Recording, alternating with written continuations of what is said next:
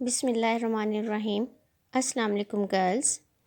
This is your maths teacher Miss Anisa from Wing 6. Today's diary is बेटा exercise आज हम लोग start कर 12.1, रहे हैं unit 12.2 question 12 number three 1. Dimensional solids. बेटा ये यूनिट भी आप लोगों का ज्योमेट्री के पार्ट से रिलेटेड है। इसमें हम लोग डिस्कस करेंगे 3D फिगर्स को, उसके अकॉर्डिंग ही define and recognise the units and surface area of volume, units and surface area of cube and cuboid, और उससे से रिलेटेड रियल लाइफ प्रॉब्लम्स।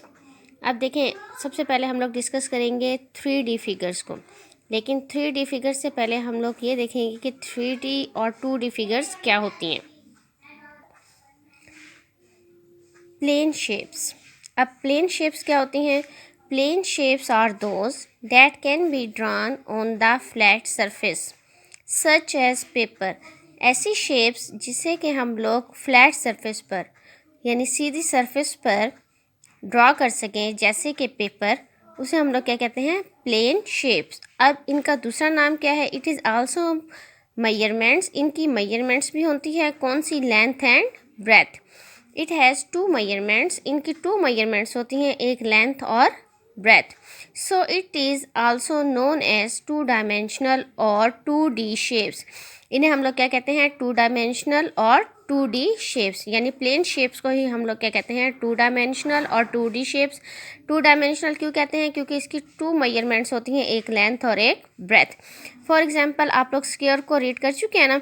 अब स्क्वायर आपके पास ऐसी फिगर होती है जिसकी कितनी साइड्स होती हैं? 4 साइड्स ऑफ इक्वल लेंथ। और इसकी ऑपोजिट साइड्स क्या होती हैं? इक्वल लेंथ होती हैं और पैरेलल होती हैं। अब इक्वल लेंथ होती है। अब इसके ये जो कॉर्नर्स हैं ना, 2 लाइन सेगमेंट्स जहाँ एक दूसरे को ज्वाइन करती हैं, वो जो कॉर्नर बनता है उसे हम लोग कॉर्नर कहते हैं, या फिर क्या कहते हैं? वर्टेक्स। अब स्क्वायर के कितने वर्टेक्स हैं? 4 वर्टेक्स हैं। इसी तरह ही अगर आप लोग रेक्टेंगल को देखें, रेक्टेंगल हमारे पास ऐसी फिगर होती है जिसमें ऑपोजिट साइड्स की लेंथ सेम होती हैं और ऑपोजिट साइड्स क्या होती हैं? पैरेलल होती हैं। इसकी ग्रेटर मेजरमेंट को लेंथ कहते हैं और स्मॉलर मेजरमेंट को ब्रेथ कहते हैं। अब इसमें देखें, इसमें आपके पास 4 साइड्स हैं और ऑपोजिट साइड्स की मेजरमेंट सेम है और पैरेलल है। इसमें भी आपके पास कितने वर्टेक्स हैं? 4 वर्टेक्स हैं। 4 वर्टेक्स या फिर कॉर्नर्स हैं।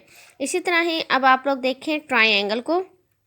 ट्राइंगल आप लोगों के पास ऐसी फिगर है जिसमें आपके पास कितनी साइड्स होती हैं? 3 साइड्स होती हैं। और इसके कितने कॉर्नर्स हैं? कितने वर्टिसेस हैं? 3 वर्टिसेस हैं।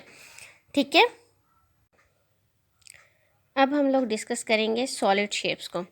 Solid shapes have 3 measurements, length, breadth and height. ऐसी शेप्स जिसकी 3 मेजरमेंट्स हों, उन्हें हम कौन सी 3 measurements? Length, breadth and height. So a solid shape is also known as 3-dimensional और 3D shapes। यानी ऐसी शेप्स जिसकी 3 मेजरमेंट्स हो, लेंथ, ब्रेथ और हाइट, उसे हम लोग क्या कहते हैं? सॉलिड शेप्स या फिर 3 डायमेंशनल और 3D shapes. Solids have surfaces, vertices and edges. In our daily life, we observe many things like chairs, footballs, cupboards, fridge, bricks, and dices, etc. These are all solids. कि अगर हम लोग अपनी जिंदगी इर्द गिर्द देखें तो हमें बहुत सी सॉलिड चीज़ें नज़र आएंगी।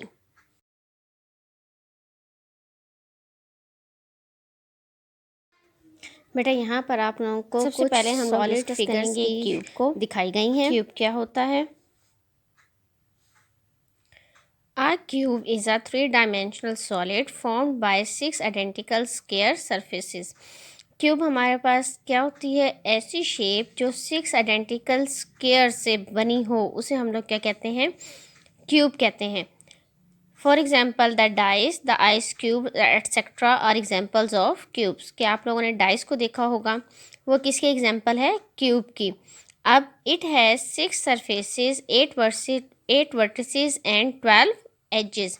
अब देखें, आपके पास ये फिगर है, ये किसकी है? क्यूब की। क्यूब आपके पास ऐसी फिगर होती है जिसमें आपके पास सरफेसेस कितने होते हैं? अब देखें, ये जो शेडेड एरिया मैंने आप लोगों को शो किया है, ये हमारे पास क्या है? इसकी सरफेस है। क्यूब में हमारे पास कितनी सरफेसेस होती हैं? 6 सरफेसेस। ये 1, ये 2, ये 3, ये 4, ये 5 और ये सामने वाली एक। ये हमारे पास क्या होंगी? 6 सरफेसेस होंगी।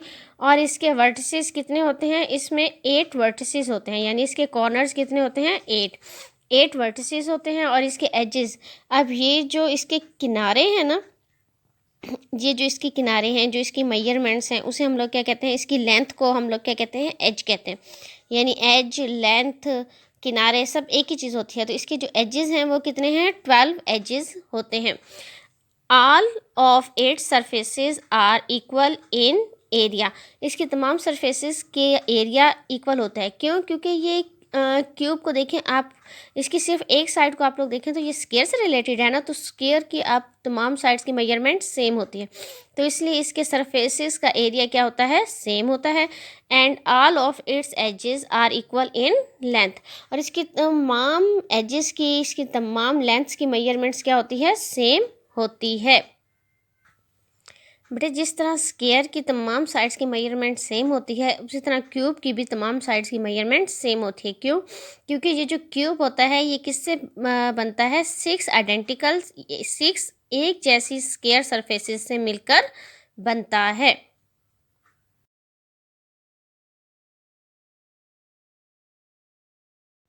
बेटा अब आप लोग ये देखिए, ये है आप लोगों के पास हाईलाइट कर डाइस लें। और ये क्यूब इज एग्जांपल अ है 3 क्यूब डायमेंशनल की। Solid form by 6 identical surfaces. The dice, ice cubes etcetera are the example of cubes. ये मैंने अभी आप लोगों को डाइस दिखाया है ना, ये किसकी एग्जांपल है? क्यूब की। It has 6 surfaces, 8 vertices and 12 edges. इसकी सरफेसेस कितनी होती हैं? 6, vertices 8 and edges 12। All of its surfaces are equal in area and all of its edges are equal in length। ये आप लोग हाईलाइट कर लें। इन्हीं से रिलेटेड ही हमारे पास क्या है? एक्सरसाइज 12.1 है जो हम लोग सॉल्व करेंगे।